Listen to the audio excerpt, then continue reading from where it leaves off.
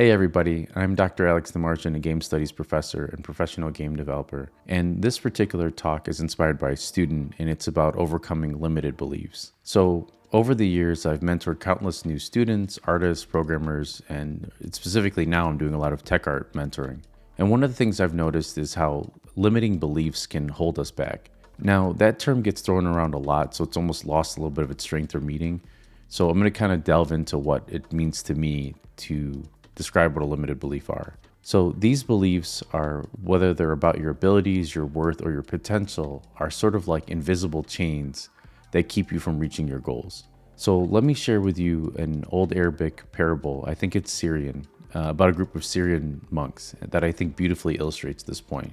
So once a group of monks led by their elder called a Granada or elder was traveling from one monastery to another for a great church feast. Along with them were 12 hierodeacons, deacon monks, each riding a beautiful, intelligent stallion.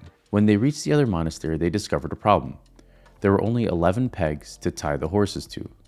One of the deacon's monks approached the elder and said, "Granada, there are only 11 pegs. I'm afraid one of the stallions might run away during the night." The elder smiled. "Even though these stallions are quite smart and beautiful, they can also be quite foolish. Simply act like you're tying the stallion to an imaginary peg, and it will stay."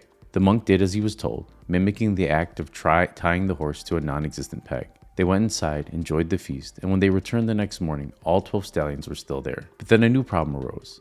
The same deacon monk approached the elder, again saying, "Granada, now the issue is that this stallion won't move." The elder smiled once more and said, "Even though these stallions are quite smart and beautiful, they can be also foolish.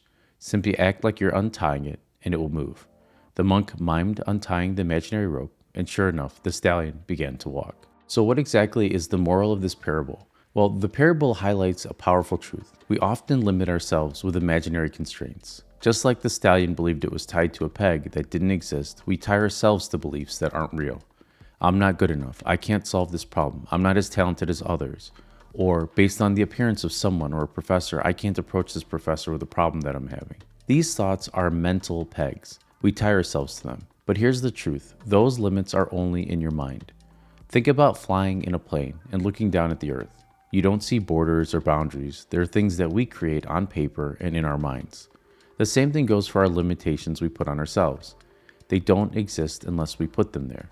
This kind of thinking often feeds into what we call imposter syndrome. And you hear this around a lot. It's a pretty big buzz term. And what that is it's a feeling that you don't belong or you're not good enough, even when you really, really are. I've seen it happen to some truly talented students, artists, programmers, technical artists, you name it. Many times when mentoring new tech artists, I find that they don't give themselves enough time to problem solve. They might hit a difficult task and panic, feeling as if the studio will find out that they're not good enough. Instead of working through the challenge, they end up actually quitting their job or quitting the studio. But the truth is, just like the proverbs say, iron sharpens iron. A good studio and a good coworker will be there to lift you up and guide you. The challenges you face aren't meant to expose your weaknesses, they're meant to make you stronger and better at your craft. So it's okay when you're feeling this imposter syndrome or you're feeling tied to something to reach out to colleagues, to reach out to old professors that you trusted and friends, or look for people or user groups that exist on the internet. The most successful people do that. Another key point is that you have to give yourself time to grow. When you face something difficult, remember the stallion tied to an imaginary peg. Ask yourself, am I really stuck? Or am I just believing that I'm stuck? Then take a deep breath, untie that mental rope, and take a step forward. Good studios and teams understand that learning and growing takes time. They don't expect you to have all the right answers, and they don't expect you to have those answers right away. They expect you to try, to learn, and to keep improving and growing.